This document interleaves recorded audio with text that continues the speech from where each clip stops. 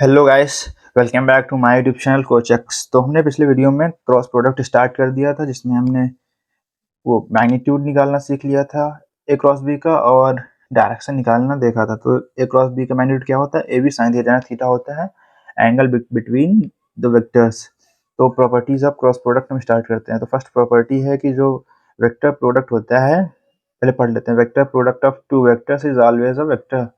मतलब कि जो वेक्टर प्रोडक्ट का जो रिजल्टेंट आता है वो भी वेक्टर ही होता है, जो कि perpendicular to the plane containing these two vector, जो कि उन दो वेक्टर्स के प्लेन के परपेंडिकुलर होता है। That is orthogonal to both the vectors A cross B. मतलब कि जो ए वेक्टर से हमारा पेज वाला प्लेन मान लेते हैं कि जो जो दो वेक्टर्स हैं उस पेज वाले प्लेन में है। तो ये हमारा ए वेक्टर हो गया और ये बी वेक्टर हो गया, दोनों पेज के प्लेन में है ना। और ये एंगल्स के बीच थीटा है, थीटा। तो अगर थीटा ये दोनों तो ऑर्थोगोनल नहीं है अभी, क्योंकि थीटा जो है वो लेस देन 90 डिग्री है। दिख रहा है ना, 90 डिग्री छोटा, 90 डिग्री होता तो ये ऐसे हो जाता ना, ये ऐसे हो जाता। तो अगर इसे हम देखें, अगर ये दो वेक्टर्स ए वेक्टर ये दिया है और ये दिया हमको बी वेक्टर दिया है, तो हमारे पास ये ए वेक्टर हो गया, ये बी वेक्टर हो गया। तो ये ऊपर की ओर होगा या नीचे की ओर होगा, ये डायरेक्ट ये निकालेंगे। Right hand thumb rule use किया जाता है, ये ऊपर होगा या नीचे होगा। तो यहाँ से अगर ये ऐसे हो गया तो तीनों ऑर्थोगोनल हो गए ना। ये देखो तीनों, अगर ये ऐसे हो गया, ये अगर ये अगर ऐसे हो गया तो ये ऑर्थोगोनल हो जाएगा ना। ये अगर ऐसे हो गया तो ऑर्थोगोनल हो जाएंगे। तो यहाँ बता रहा है कि that is orthogonal to both the vectors A and B. पर जो रिजल्टेंट होगा वो तो दोनों के ऑर्थोगोनल होगा ही, क्योंकि जो प्लेन के बाहर आएगा तो इनके और उसके बीच 90 डिग्री का एंगल बनेगा। इसलिए ये प्लेन के बाहर मान लें, ये प्लेन के ऊपर जा रहा है ना, तो ये 90 डिग्री इसके साथ बनाएगा, ये इसके साथ 90 डिग्री बनाएगा ना। तो ये अगर रिजल्ट को मान लेगा डायरेक्शन है ना। तो सेकंड प्रॉपर्टी आती है, वो आती है कि सेकंड प्रॉपर्टी में आती है कि जो वेक्टर प्रोडक्ट होता है, vector product is not commutative. Commutative मतलब होता है कि जैसे A cross B is equals to, equal नहीं होता। जैसे कि हमने पढ़ा था कि जो डॉट प्रोडक्ट होता है वो कम्यूटेटिव होता है। तो A dot B is equals to था बी डॉट ए, बट ये कम्यूटेटिव नहीं है। तो यहाँ से आ जाएगा A cross B not equals to B cross A. But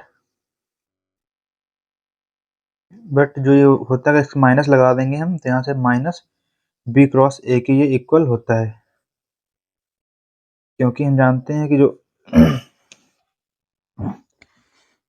जानते हैं कि जैसे कि ए क्रॉस बी का जो मैग्नीट्यूड आएगा, ए क्रॉस बी का जो मैग्नीट्यूड आएगा वो क्या आएगा, ए बी साइन थीटा ना। और जो बी क्रॉस ए का मैग्नीट्यूड आएगा वो क्या आएगा, बी ए साइन थीटा, जो कि इक्वल है। मतलब हम कह सकते हैं कि यहाँ से कि magnitude of A cross B is equal to magnitude of B cross A. But जो ए क्रॉस बी है वो बी क्रॉस ए के इक्वल नहीं है, but B cross B is equal to minus B cross A. क्यों? क्योंकि यहाँ से मैग्नीट्यूड तो बराबर हो जाएगा पर डायरेक्शन डिफरेंट हो जाएगा। अगर बी क्रॉस ए की डायरेक्शन निकालेंगे हम, तो बी इधर है और ए इधर है जैसे ना, तो इधर से इधर की हो जाएगा, तो अपवर्ड आएगा बी क्रॉस ए, और जो ए क्रॉस बी आएगा वो डाउनवर्ड आएगा। तो अगर माइनस लगा देंगे तो डायरेक्शन अपोजिट हो जाएगी, तो यहाँ से इक्वल हो जाएंगे ना। तो यहाँ से एक लाइन लिख सकते हैं कि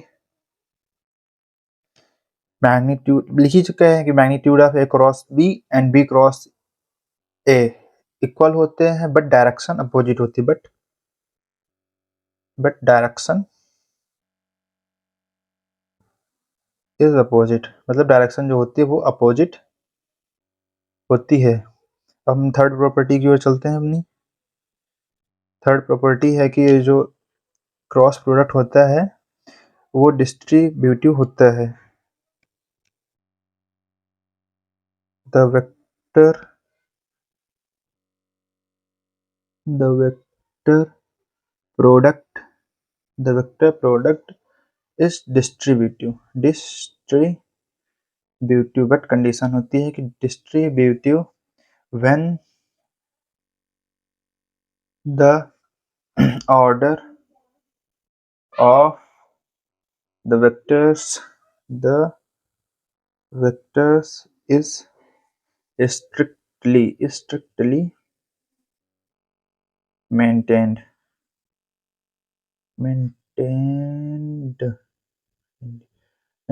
मतलब बता रहा है कि जो वेक्टर प्रोडक्ट होता है वो डिस्ट्रीब्यूटिव तो होता है, बट कब होता है, जब जो ऑर्डर ऑफ वेक्टर होता है वो स्ट्रिक्टली मेंटेन हो। जैसे हमारे पास दिया है ए वेक्टर, ए दिया है और ये cross B vector plus C vector दिया है ना, तो यहाँ से क्या आ जाएगा, हमने पढ़ा था A vector dot B vector plus C vector, तो यहाँ से क्या आया था ए वेक्टर, इसके साथ डॉट लेंगे तो डॉट बी वेक्टर आ जाता है, फिर साइन ये लगेगा तो प्लस, फिर यहाँ से आ जाएगा था A vector dot C vector.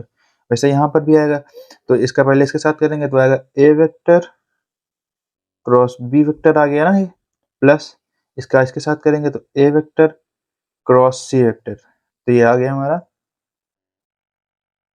हमारा डिस्ट्रीब्यूटिव लॉ के अकॉर्डिंग जो रिजल्ट निकलेगा वो आ गया। अब हमारी फोर्थ प्रॉपर्टी होती है कि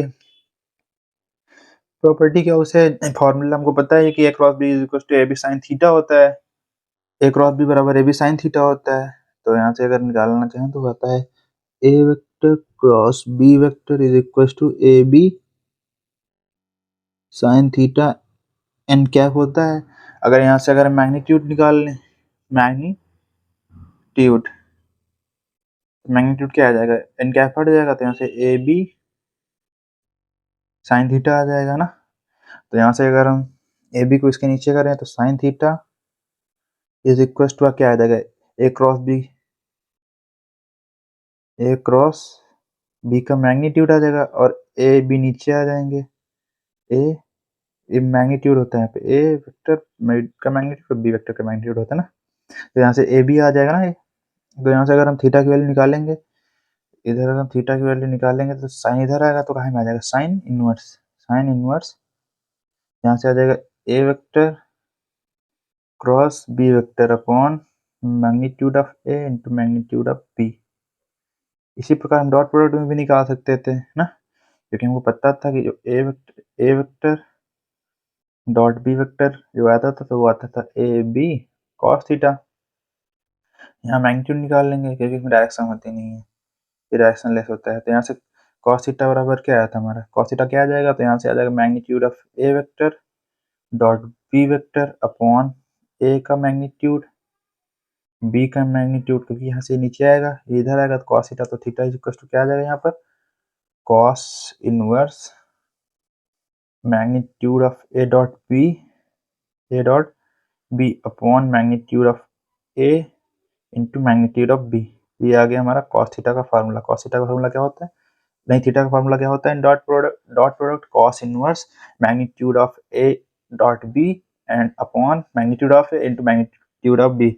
और यहाँ पे थीटा का फार्मूला क्या होता है स्केलर प्रोडक्ट में, तो यहाँ से theta is equal to sine inverse A cross B का मैग्नीट्यूड अपॉन मॉड ए का magnitude of A into magnitude of B. ये हो गई हमारी फोर्थ प्रॉपर्टी। अगर हम फिफ्थ प्रॉपर्टी की बात करें तो फिफ्थ प्रॉपर्टी में हमें क्योंकि यहाँ पे जो ए क्रॉस बी है, ए क्रॉस बी का जो मैग्नीट्यूड है वो क्या है mod a mod b into sine theta. तो यहाँ से जो ये तो चेंज होंगे नहीं, मतलब ये कांस्टेंट ही रहेंगे, ये कांस्टेंट ही रहेंगे ना, क्योंकि एक बार क्वेश्चन में जब वैल्यू दी जाती है तो कांस्टेंट हो जाती है। तो चेंज क्या हो सकता है थीटा, कि इतने थीटा पर ये दो वेक्टर्स हैं कि 90 डिग्री पर हैं 10 डिग्री पर हैं, तो थीटा हमारा चेंज होता है। तो थीटा की मैक्सिमम वैल्यू क्या होती है, साइन थीटा की मैक्सिमम वैल्यू 1 होती है ना, साइन थीटा की मैक्सिमम वैल्यू 1 होती है। ये -1 से +1 के बीच होता है, -1 से +1 के बीच में होता है ये।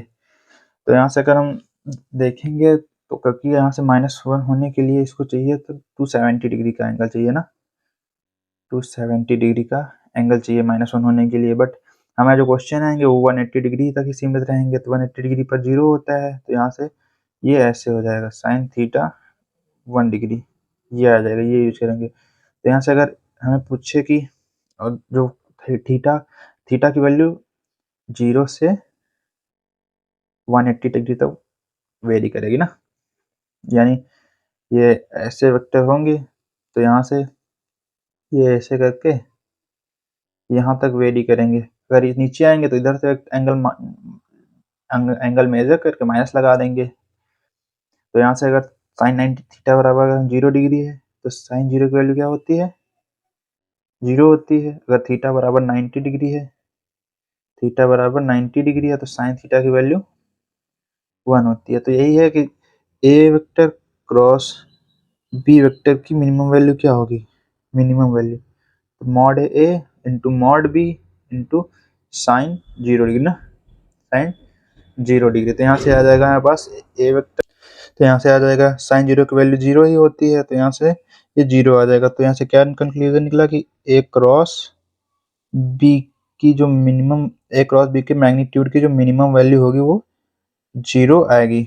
ये हमारा फर्स्ट पॉइंट आ गया फिफ्थ का। अगर मैक्सिमम की बात करें तो यहाँ से आ जाएगा ए क्रॉस बी की मैक्स की वैल्यू बात करें तो यहाँ से mod a mod B sine theta की मैक्सिमम वैल्यू 1 होती है, मतलब जब 90 डिग्री पर होगा तो साइन 90 डिग्री। तो यहाँ साइन 90 की वैल्यू 1 होती है, ये 1 हो गई, और ये साइन 0 की वैल्यू 0 होती है। तो यहाँ से आ जाएगा a vector cross B vector की जो मैक्सिमम वैल्यू होगी वो कितनी आएगी, मैक्सिमम वैल्यू ये आ जाएगी ए वेक्टर इंटू बी वेक्टर, ए वेक्टर इंटू बी वेक्टर। मतलब कि जब दो वेक्टर्स 90 डिग्री पर हो ना, जब दो वेक्टर्स 90 डिग्री पर हों, ये ए वेक्टर दिया, ये बी वेक्टर दिया, इनके बीच का एंगल 90 डिग्री है, तो इसका जो क्रॉस प्रोडक्ट आएगा ए वेक्टर क्रॉस बी वेक्टर का जो मैग्नीट्यूड आएगा वो आएगा mod a into mod B, ये इसका मैग्नीट्यूड आ जाएगा। अगर हमारे पास दो वेक्टर ऐसे दिए, ये ए वेक्टर दिया है और ये बी वेक्टर दिया है, तो पैरेलल शिफ्टिंग ऑफ वेक्टर से ये ऐसे बन जाएंगे, ये ए वेक्टर हो जाएगा और ये बी वेक्टर हो जाएगा, जिनके बीच का थीटा कितना दिया 0 डिग्री हो जाएगा। तो यहाँ से जो ए क्रॉस बी का जो वैल्यू आएगा वो 0 आ जाएगा ना, क्योंकि पैरेलल वेक्टर्स का जो क्रॉस प्रोडक्ट होता है वो 0 होता है। तो अभी हमारी प्रॉपर्टीज बची हैं पांच और प्रॉपर्टीज बची हैं, तो अगली नेक्स्ट वीडियो में करेंगे।